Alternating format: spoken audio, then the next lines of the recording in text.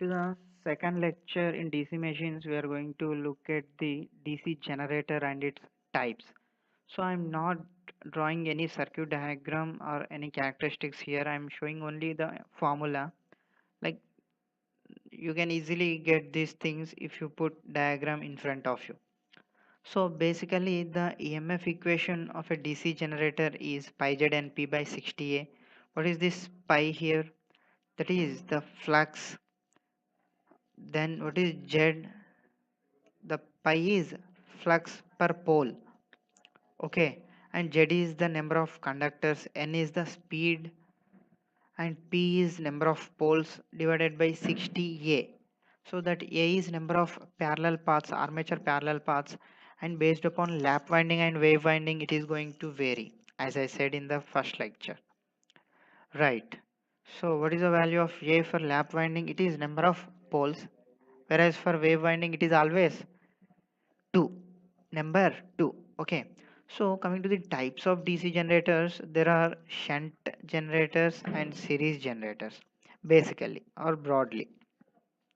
So that means if the field winding is connected in parallel with the armature, you can call it as shunt generator, and if that is connected in series, you can call it as series generator.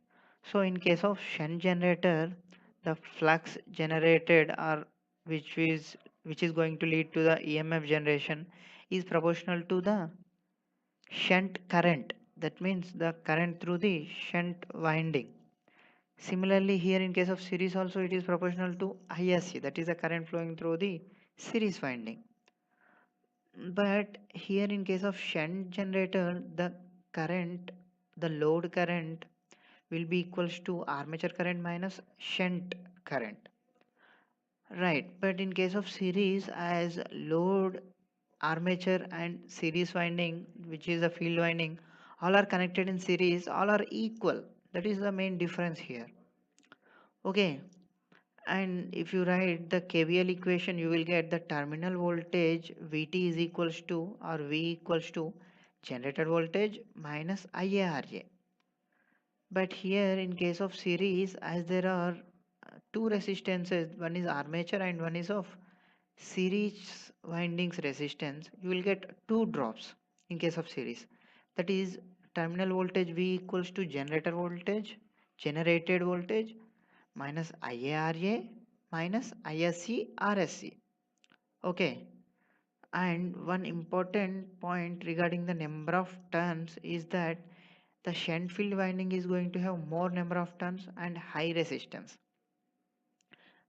Okay, whereas the series field winding is having less number of turns and low resistance. Okay, why? Why it is so? Because the current flowing through the shunt winding is usually less, because it is what, it is not in series with the load or armature like in case of series, whereas the in series it is in series with the load and armature, so that entire load current is going to flow through the series winding. So the resist, so for producing the required EMF or flux, if we put less number of turns also okay in case of series, but we need to put more number of turns because the mmf is proportional to n n pi. Okay, sorry, not mmf is ni, the current into number of turns, so number of turns are also very important. That's how you need to design the field windings. Then if we classify further the DC generators, you can go into compound generators. So these compound generators are again classified into two types, that is cumulative and differential. That means in case of compound, you are going to have two types of windings, that is series and shunt.